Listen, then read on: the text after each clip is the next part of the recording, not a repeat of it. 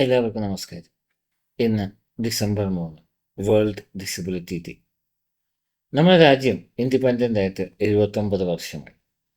പേപ്പറുകളിൽ disabled ആൾക്കാർക്ക് ഭയങ്കര പവറാണ്. രാഷ്ട്രീയക്കാർ ഭയങ്കരമായിട്ട് ബാധിക്കും. അവർ അത് ചെയ്തു, ഇത് ചെയ്തു നോക്കി.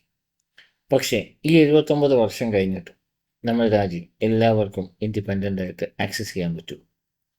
എല്ലാവർക്കും സ്വതന്ത്രമായിട്ട് എവിടെയും പോകാൻ സാധിക്കുമോ? ഇല്ല എന്ന് ഞാൻ പറയും. കാരണം ഞാൻ ജനിച്ചന്നോട്ട് വീൽ ചെയറിലിരിക്കുന്ന ഒരു വ്യക്തിയാണ്. എനിക്ക് പല സ്ഥലത്തും ആക്സസിബിലിറ്റി പ്രോബ്ലംസ്. ഒന്ന്, മുടി വെട്ടണമെങ്കിൽ ബാർബർ ഷോപ്പിൽ എനിക്ക് പോകാൻ കഴിയും. കാരണം അവിടെ റാമ്പ് ഉണ്ടാകില്ല, അല്ലെങ്കിൽ പടിക്കെട്ടുകളായിരിക്കും. ഒരു സിനിമ കാണണമെങ്കിൽ കിലോമീറ്ററുകൾ വണ്ടി ഓടിച്ച് എറണാകുളത്ത് ലുലു മോളിൽ എനിക്ക് പോകണം. എന്നാൽ മാത്രമേ എനിക്ക് എൻ്റെ വീൽ ചെയറിൽ ഒരു സിനിമ കാണാൻ കഴിയും. ഡിസബിലിറ്റി ഇല്ലാത്ത ഒരാൾക്ക് പുറത്ത് പോകാനായിട്ട് ചിലവാകുന്നതിനേക്കാളും 2 ഇരട്ടി പൈസ വേണം ഡിസേബിൾഡ് ഉള്ള ഒരാൾക്ക് പുറത്ത് പോകാൻ. പക്ഷേ അവർക്ക് കിട്ടുന്ന പെൻഷൻ്റെ എമൗണ്ട് എത്രയാണെന്ന് നിങ്ങൾക്ക് എല്ലാവർക്കും അറിയാമല്ലോ. ആ ഒരു പെൻഷൻ വെച്ചിട്ട് ഈ പെൻഷൻ നൽകുന്ന ആൾക്കാർക്ക് ജീവിക്കാൻ കഴിയുമെങ്കിൽ നമുക്ക് സമ്മതിക്കാം.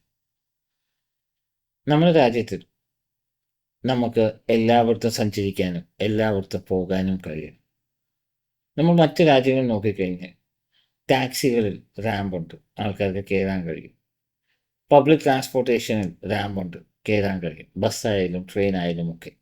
പക്ഷെ നമ്മുടെ രാജ്യത്തിലെ കോമഡി, ബസ്സിൽ ഡിസേബിൾഡ് ആൾക്കാർക്ക് കൺസെഷൻ ഉണ്ട്, KSRTC. പക്ഷേ എനിക്കെൻ്റെ വീൽ ചെയറായിട്ട് ഒരു KSRTC ബസ്സിനകത്ത് യാത്ര ചെയ്യാൻ കഴിയും? ഒരിക്കലുമില്ല.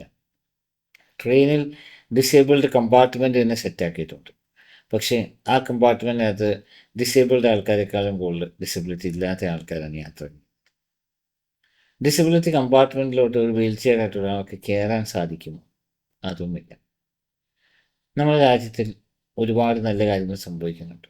പക്ഷേ നമ്മുടെ രാജ്യത്തിൽ മനഃപൂർവ്വമോ തഴയപ്പെടുന്ന ആൾക്കാരാണ് ഈ ഡിസേബിൾഡ് ആയിട്ടുള്ള ആൾക്കാർ, എസ്പെഷ്യലി വീൽ ചെയറിലിരിക്കുന്ന ആൾക്കാർ.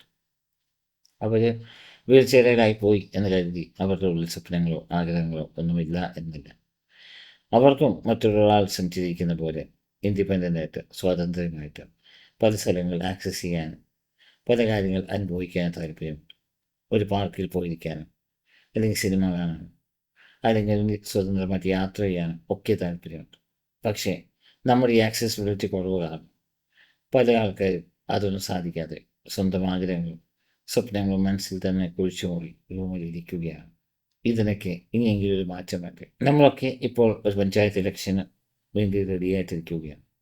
പക്ഷെ എത്ര പഞ്ചായത്ത് പോയി നമുക്ക് വോട്ട് ചെയ്യാൻ കഴിയുമെന്ന് നമുക്കിപ്പോഴും ഉറപ്പില്ല. കാരണം പല സ്ഥലത്തും റാമ്പില്ലായ്മയുണ്ട്.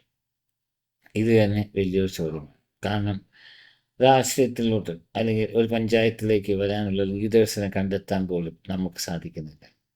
അത് തന്നെ ഒരു വലിയ സിസ്റ്റം ഫെയിലിയറാണ്. ഇന്ന് ഡിസബിലിറ്റി ഡേ എനിക്ക് എല്ലാ രാഷ്ട്രീയക്കാരോടും MLA മാരോടും മന്ത്രിമാരോടും ഒക്കെ പറയാനുള്ള ഒരു റിക്വസ്റ്റ് ചെയ്യും.